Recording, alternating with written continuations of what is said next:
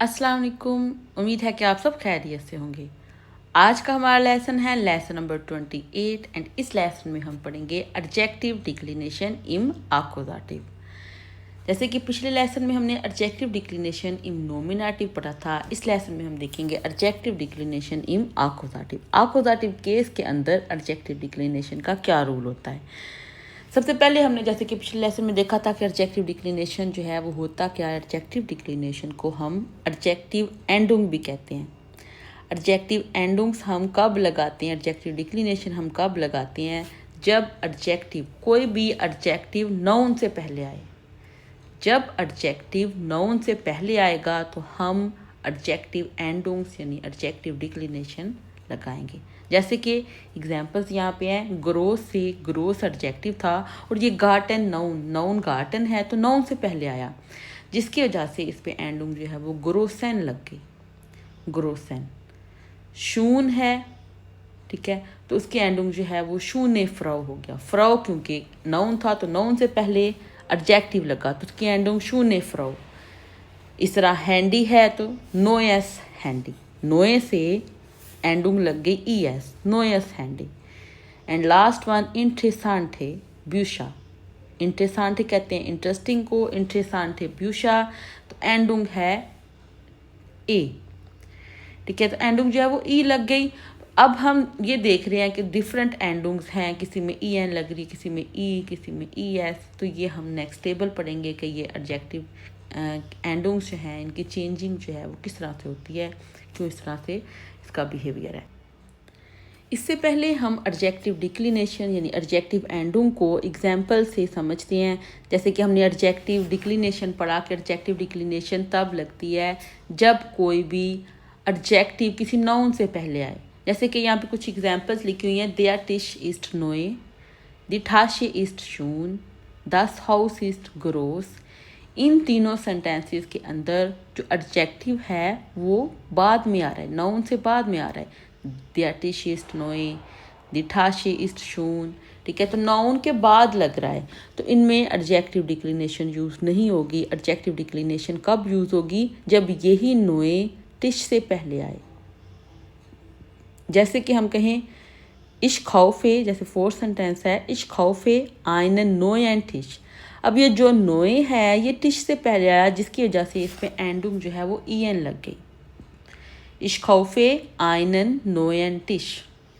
टिश से पहले क्या आ रहा है, नोए। तो इसका मतलब हुआ कि जब भी नाउन से पहले कोई एडजेक्टिव आएगा तो उसकी एंडुंग लगा देंगे। तो यहाँ पे एंडुंग जो है वो क्या लगी, E N. Ich kaufe einen neuen Tisch। इसका नेक्स्ट है ich kaufe eine schöne Tasche। पहले सेंटेंस हमने पढ़ा कि die Tasche ist schön, तो उसमें जो एडजेक्टिव था वो बाद में आ रहा था। अब हमने एडजेक्टिव जो है वो नाउन से पहले लगाया तो एडजेक्टिव एंडुंग लगी, शून से एंडुंग ई लगी, शूने। Ich kaufe eine schöne Tasche। इस तरह लास्ट वन है Ich kaufe ein großes Haus। ग्रोस, das Haus ist groß हमने पढ़ा था तो ग्रोस जो है वो बाद में आ रहा था। अब जब नाउन से पहले, हाउस से पहले ग्रोस आएगा तो उसकी एंडुंग लग जाएगी ई एस, ग्रोसेस हाउस। Ich kaufe ein großes Haus। अब हम इनका टेबल देखते हैं कि एडजेक्टिव एंडुंग्स जो हैं वो किसके साथ क्या लगेंगी, क्योंकि हमने डिफरेंट एडजेक्टिव एंडुंग्स देखी। कभी एन लग रहा था, कभी ई एन लग रहा था, कभी ई लग रहा था, कभी ई एस। तो अब हम देखेंगे कि एडजेक्टिव जो एंडुंग्स हैं वो हम किस तरह से लगाते हैं। तो अकोजाटिव केस के अंदर हम डेफिनेट आर्टिकल्स और इनडेफिनेट आर्टिकल्स दोनों के साथ एडजेक्टिव एंडुंग्स पढ़ेंगे। डेफिनेट आर्टिकल्स यानी कि दिया, दी, दास, इनके लिए एंडुंग्स क्या होती हैं, जब हम दिया लगाएंगे सेंटेंस के साथ, ठीक है। जब हम डेफिनेट आर्टिकल्स यूज़ कर रहे होंगे तो फिर एडजेक्टिव की एंडुंग मैस्कुलिन के लिए होगी ई एन, मैस्कुलिन के लिए ई एन, फेमिनाइन के लिए ई, न्यूट्रल के लिए भी ई एंड प्लूरल के लिए ई एन।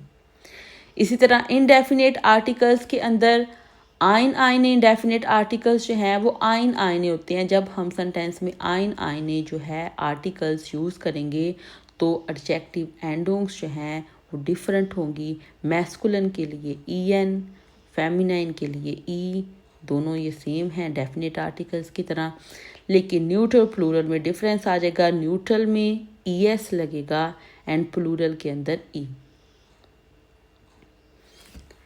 जैसे कि कुछ एग्जांपल्स हैं आकोजाटिव केस में हम लेते हैं, जैसे हम नाउन लगा रहे हैं डेफिनेट आर्टिकल्स का। हमने कहा कि जब हम डेफिनेट आर्टिकल्स दिया, दी, दास यूज़ करते हैं आकोजाटिव केस के अंदर, तो आकोजाटिव केस के अंदर जो है वो दिया देन में चेंज हो जाता है, तो हो जाएगा देन स्टाक एंड मन।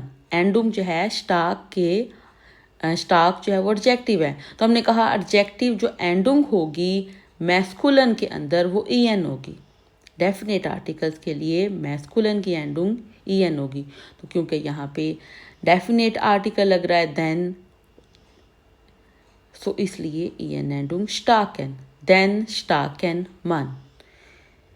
दी शूने फ्रो एंडुम ई लग गई, दी शूने फ्रो। दास नोय हैंडी एंडुम ई लगेगी, दास नोय हैंडी। इस तरह प्लूरल के अंदर हमने कहा EN एंडुम लगती है, दी इंटेरेसांटन ब्यूशा, दी इंटेरेसांटन ब्यूशा, तो EN एंडुम लग जाएगी प्लूरल में डेफिनेट आर्टिकल्स के लिए। अब इसी तरह इनडेफिनेट आर्टिकल्स आइन, आइने हम यूज़ करते हैं, ठीक है। तो आकोजाटिव केस के अंदर जो है आइन मैस्कुलन वाला आइनन में चेंज हो जाता है। तो ये डिफरेंस हो गया कि जब हम देन लगाएंगे तो स्टार्कन, और आइनन लगाएंगे देन भी एंडुम जो है वो स्टार्कन होती है। मैस्कुलन की और फेमिनाइन की दोनों की सेम थी, देन स्टार्कन मन, आइनन स्टार्कन मन। डेफिनेट आर्टिकल्स दी शूने फ्रो एंड इनडेफिनेट आर्टिकल्स में आइने शूने फ्रो। इस डेफिनेट आर्टिकल्स दी नोय हैंडी, इनडेफिनेट आर्टिकल्स आइन नोयस हैंडी। इस तरह डेफिनेट आर्टिकल्स दी इंटेरेसांटन ब्यूशा, यहाँ पे एंडुंग EN होगी, लेकिन इनडेफिनेट आर्टिकल्स के अंदर एंडुंग ई होगी, इंटेरेसांटे ब्यूशा। चेंजिंग सिर्फ न्यूट्रल प्लूरल में आई, जैसे कि दास नोय हैंडी एंडुंग ई, एंड इनडेफिनेट आर्टिकल्स के अंदर आइन नोयस हैंडी एंडुंग जो है वो ES लग जाएगी, आइन नोयस हैंडी। अब हम इनकी एग्जाम्पल्स देखते हैं डेफिनेट आर्टिकल्स और इनडेफिनेट आर्टिकल्स दोनों में। डेफिनेट आर्टिकल्स में हम आकोजाटिव केस के अंदर एडजेक्टिव एंडुंग्स देखते हैं। आकोजाटिव केस क्या होता है, जब सेंटेंस के अंदर दो नाउन आ रहे हो तो हम आकोजाटिव केस लगाते हैं। जैसे कि फर्स्ट सेंटेंस है इश जे देन आर्ट एंड मन, तो यहाँ पे दो नाउन आ रहे हैं इश और मन। जब दो नाउन आ रहे होते हैं तो हम आकोजाटिव केस लगाते हैं, तो आकोजाटिव एंडुंग लगेंगी। अगर आकोजाटिव केस है तो आकोजाटिव की एंडुंग लगेंगी, ठीक है। तो दिया जो है वो देन में चेंज हो जाएगा, और आर्ट की एंडुंग जो है हमने कहा मैस्कुलन के लिए डेफिनेट आर्टिकल्स की एंडुंग जो है वो होती है EN, तो आर्ट से आर्टन हो जाएगा। इश जे देन आर्टन मन, मन क्योंकि क्या है मैस्कुलन है, इसीलिए एंडुंग EN हो जाएगी। इस तरह फेमिनाइन के लिए एग्जाम्पल हम देखते हैं, इश खौफे दी एलिगांटे ठाशे, फेमिनाइन के लिए एंडुंग ई हो जाती है, तो यहाँ पे एलिगांट से एलिगांटे हो जाएगा। इश खौफे दी एलिगांटे टाशे। नेक्स्ट है न्यूट्रल, न्यूट्रल के लिए भी एंडुंग ई होती है, या खौफ्ड दास रोटे आउट हो, या खौफ्ड दास रोटे आउट हो। इस तरह प्लूरल के अंदर जो एंडुंग है वो EN होती है, विया जूखन दी युंगन लोइठे, विया जूखन दी युंगन लोइठे। ये हमने पढ़ा डेफिनेट आर्टिकल्स दिया, दी, दास के लिए। अब हम इनडेफिनेट आर्टिकल्स आइन, आइने में एडजेक्टिव एंडुंग्स देखते हैं। तो आइन, आइने जब हम लगाते हैं तो मैस्कुलन के लिए, जैसे हुंड मैस्कुलन है, फर्स्ट एग्जांपल मैस्कुलन के लिए, जैसे हम कहें इश फिंडे आइनन खलाइनन हुंड गेसुंड, तो खलाइनन जो है वो हुंड से पहले आ रहा है, तो इस पर एडजेक्टिव एंडुंग लगेगी, तो ये मैस्कुलन है। मैस्कुलन के लिए एडजेक्टिव एंडुंग जो है वो EN होती है, डेफिनेट और इनडेफिनेट आर्टिकल्स दोनों में। इसका नेक्स्ट है फेमिनाइन की एग्जाम्पल। फेमिनाइन फ्राउ जो है वो फेमिनाइन है, तो इसमें नेठे फ्राउ आ रहा है, तो एंडुंग ई लग जाएगी, नेट से नेठे हो जाएगा। एया जूक्ट आइने नेठे फ्राउ, एया जूक्ट eine Nähte Frau। इधर नेक्स्ट है न्यूट्रल की एग्जांपल, हैंडी जो है वो न्यूट्रल होता है, तो हैंडी इनडेफिनिट आर्टिकल्स के अंदर न्यूट्रल की एंडिंग es होती है, तो ये हो जाएगा er wirft ein kaputtes Handy। वेयरफन वर्ब होता है, वेयरफन या के साथ उसकी कॉन्जुगेशन आ जाएगी विर्फ्ट। विर्फ्ट का मतलब होता है फेंकना। Er wirft ein kaputtes Handy। Next last one है प्लूरल के लिए। प्लूरल के लिए इंडेफिनिट आर्टिकल्स में एंडिंग ई होती है। Wir suchen nette Menschen। Wir suchen nette Menschen। Next हम कुछ यूबुंग करते हैं, जैसे कि फर्स्ट सेंटेंस है Ich backe das dash Brötchen selbst। तो इसका आंसर क्या हो जाएगा?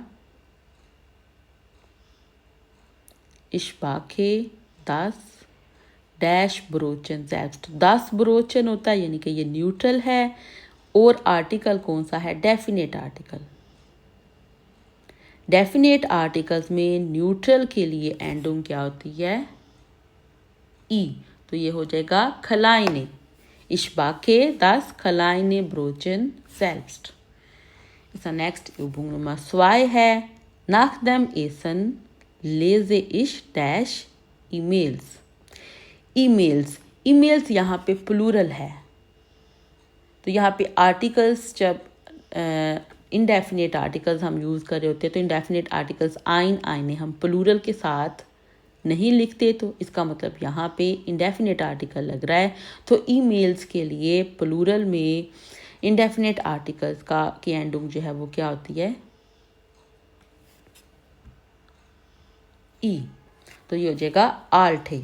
nach dem Essen lese ich alte emails. Emails जो है वो प्लूरल है, और प्लूरल के लिए एंडिंग जो है वो ई होती है इनडेफिनेट आर्टिकल्स में। Next Übung Nummer 3। Das Paar hat ein Dash Haus gekauft। House क्या है? न्यूट्रल। तो इसका आंसर क्या हो जाएगा? एंड आर्टिकल्स कौन सा यूज़ हो रहा है? Indefinite article. तो इनडेफिनेट आर्टिकल्स न्यूट्रल के लिए इनडेफिनेट आर्टिकल्स की एंडिंग क्या होती है? es। तो जो ये हो जाएगा neues। इसका next Übung Nummer 4। Alina liebt einen dash Hund। Hund masculine होता है, और यहाँ पे आर्टिकल कौन सा लग रहा है? Indefinite article einen।